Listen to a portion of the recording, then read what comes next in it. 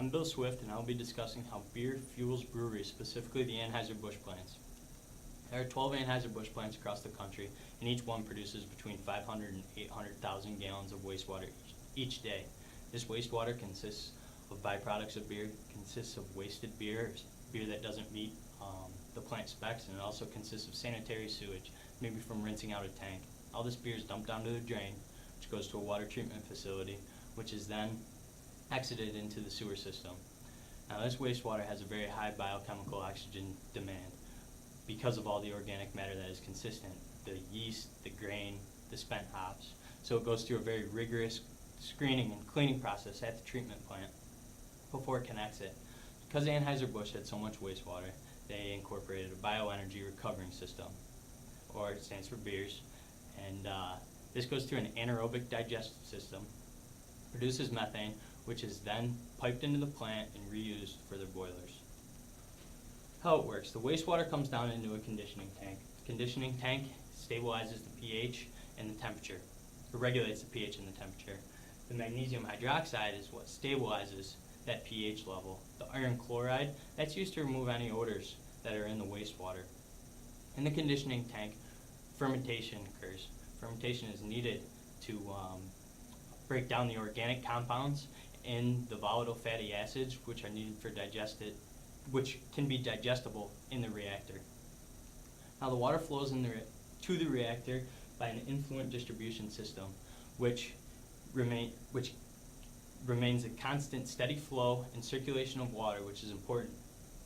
The water will flow up into the expanded granular sludge bed, which consists of your anaerobic bacteria. The anaerobic bacteria will consume your volatile fatty acids, and then it will produce methane, CO2, and hydrogen sulfide.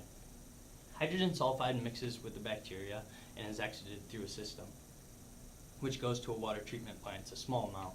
Carbon dioxide and methane then move up into the degasifying unit. Degasifying unit will separate the two. It's a pressure vessel with a membrane. The methane goes through the membrane and is able to come out up into the settler unit while the carbon dioxide is captured. When the methane goes into the settler unit extracts the bacteria, the biomass, from the methane so that it can move up into the gas collecting tank in a pure form. The CO2 and also is separated from the bacteria, and that exits through the system. Meanwhile, the water's flowing the entire time. It goes up into the effluent collecting system. Now that removes the biomass also, and any clean water goes into the plant and recirculated for cooling. Any of the effluent water goes back into the collecting system and helps regulate the temperature. So the CO2, like I said, that is a small amount, goes into a scrubber to remove any more odors or contaminants, and then it's exhausted into the atmosphere. The biomass, any small amounts of wastewater that come out of this, go into a water treatment facility and then exit to the city sewers. And then the last thing, the methane. The methane goes into a gas holder. The gas holder is pressurized.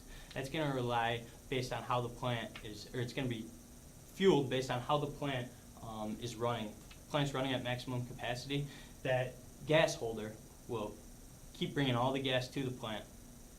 Now, if there's a boiler down, if the plant's not running efficiently, then that gas holder is going to build up because the reactor is going to keep producing gas, but then that gas holder needs somewhere to go, and it will exit through the flaring system. There's a back pressure mechanism so that pressure can't build up too much.